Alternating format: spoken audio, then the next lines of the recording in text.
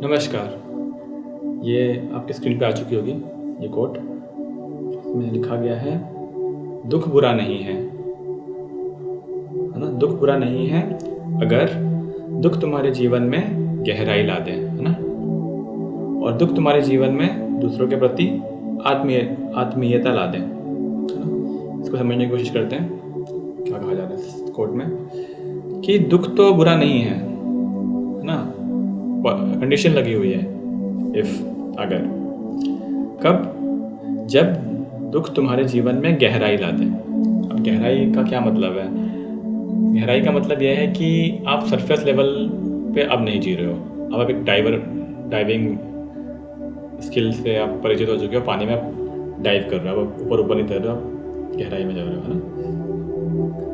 और दुख तुम्हारे जीवन में दूसरों को आत्मीयता ला दे, ठीक है, उसको बाद में देखते हैं। तो दुख तुम्हारे जीवन में गहराई ला दे, गहराई का यही मतलब है कि समझने की कोशिश करते हैं कि क्या होता है कि हम बस सरफेस में जी लेते हैं ना। सरफेस का मतलब है कि बेहोशी में जी लेते हैं, ये अच्छा बोला जाएगा, बेहोशी में जीने से क्या होता है ना,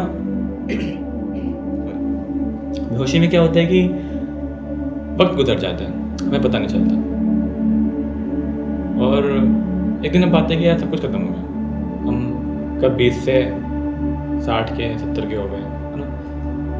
आज आपके पेरेंट्स वगैरह जितने भी लोग हैं उनसे पूछिए, उनके जीवन कब बीत गया उनको पता भी नहीं चला होगा। वक्त नहीं यूँ गुजर जाता है। इसी को बेहोशी कहते हैं।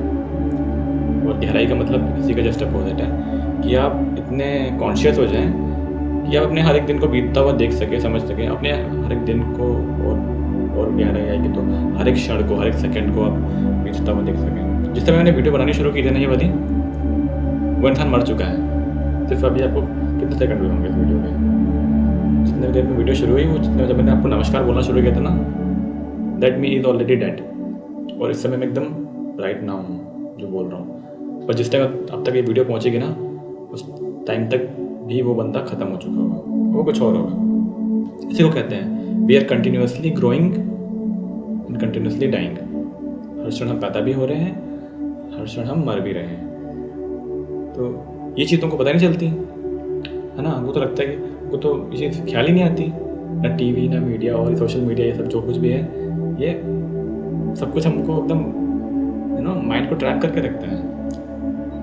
एजुकेशन सिस्टम हमारा, फिर उसके बाद से जब बड़े होते तो फिर नौकरी, और फिर घर गृहस्थी, और तब चीज़ों में ऐसा इंसान बन जाते हैं कि हमें पता ही नहीं चलता वक्त गुजर गया। तो यही है सरफेस लेवल पे जीना। और जितने भी हमारे ये ग्रेट पीपल्स हुए हैं ना, ग्रेट पीपल्स, महापुरुष, जो गहराई में जीते थे, फॉर एग्जाम्पल आप कबीर को ले लीजिए, उनको तो हर एक चीज़ में बहुत दिखाई पड़ रहा है। चलती चक्की देखकर दिया कबीरा रोए, है ना? तो चलती चक्की में उनको ज्ञान मिल रहा है, उनको वैसे ही आप बुद्ध को ले लीजिए, उनको वृद्ध व्यक्ति, बीमार व्यक्ति और मृत व्यक्ति, इन तीनों को देख के उनको ख्याल आ गया कि भाई ये क्या चल रहा है, हमें तो नहीं आया भाई, क्योंकि हम लोग सरफेस लेवल पे जी रहे हैं, वो लोग फिर डेप्थ में जी रहे थे। इसी को कहते हैं कि इस डेप्थ में आना ही एक सौभाग्य है, एक खुशी है, एक लक है। और इसलिए अगर कोई दुख हमको ना अगर वहाँ तक पहुँचा सके, इस डेप्थ तक ला सके, तो फिर वो दुख हमारे लिए शुभ है। दुख तो इसलिए कहते हैं दुख बुरा नहीं है अगर तुम्हारे जीवन में गहराई ला दे। आगे बढ़ते हैं।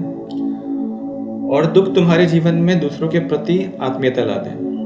दूसरों के प्रति आत्मीयता ला दे, इसको समझने की कोशिश करते हैं। दूसरों के प्रति आत्मीयता, पहली बात तो आत्मीयता क्या होती है? आत्मीयता को मैं समझ रहा हूँ कि आत्मा कह सकते हैं हम, है ना? आत्मा को तो अब एक बड़ा लंबा टॉपिक हो जाएगा, ठीक है? तो अभी फिलहाल आप ऐसा समझ लीजिए कि आत्मा मीन समथिंग वैल्यूएबल, है ना? जो हाईएस्ट अचीवमेंट हो सकती है ह्यूमन की, उसको समझ लीजिए आप आत्मा, है ना? तो जब तक दूसरों के प्रति आत्मीयता, तो बात की बात है, पहले आत्मीयता आपको अपने प्रति आएगी। पहले आपको प्यार स्वयं से होगा, है ना? उसके बाद फिर दूसरों से भी प्यार होगा। जब तुम अपने जीवन में अपने आप को वैल्यू दे पाओगे, तभी तुम किसी और को वैल्यू दे पाओगे ना। तो वही है, दुख तुम्हारे जीवन में दूसरों के प्रति आत्मीयता ला दे। जब दुख तुम्हारे जीवन में गहराई ला देगी ना, तुम अपने आप को जान जाओगे, अपनी वैल्यू समझ सकोगे, तो तुम दूसरों की वैल्यू भी कर पाओगे। जब तक तुम अपनी वैल्यू नहीं करते हैं तो फिर तुम उसी रिक्शा वाले की तरह है और उसी कस्टमर की तरह है जो 2 रुपये के लिए लड़ रहे हैं ना उस रिक्शे वाले को अपने जीवन की कोई गहराई पता है, बस उस रिक्शे में बैठने वाले को अपनी जीवन की गहराई पता है, और दोनों आपस में लड़ रहे हैं। और यही हाल हमारे देश में पॉलिटिक्स का भी है, और जो दंगे फसाद होते हैं ना, ये सब भी उसी का कारण है। लोग हिंदू मुस्लिम जो कर रहे हैं ये सब उसी का रिजल्ट है। ना हिंदू को पता है कि हिंदुइज्म क्या होता है, ना मुस्लिम को पता है इस्लाम क्या होता है। किसी ने नहीं पढ़ा, बस उन्होंने अपने हिंदुइज्म के हिंदू को पकड़ लिया, उन्होंने इस्लाम को पकड़ लिया, दोनों बस उसी चीज़ से लड़ रहे हैं। अगर वो दोनों पढ़ने जाए ना उस चीज़ को, दोनों पाएंगे कि दोनों की जो डायरेक्शन जा रही है ना ऊपर की तरफ, वो जाके एक ही हो जाती है ना। तो इसी को अज्ञान कहते हैं कि हम नहीं जानते चीज़ों को, बस सरफेस लेवल पे जीते हैं, नाम को पकड़ लेते हैं। लोगों ने राम को पकड़ लिया है ना, बुद्ध को पकड़ लिया, किसी भी नाम को पकड़ लिया, हिंदू नाम को पकड़ लिया है ना, उसको नहीं जानते हैं वो क्या चीज़ है। जब जान जाओगे तो फिर कबीर जैसे हो जाओगे, सरल हो जाओगे, सहज हो जाओगे, गहराई में जीने लग जाओगे। तो यही था इस वीडियो में, मुझे समझ में आया। Thank you.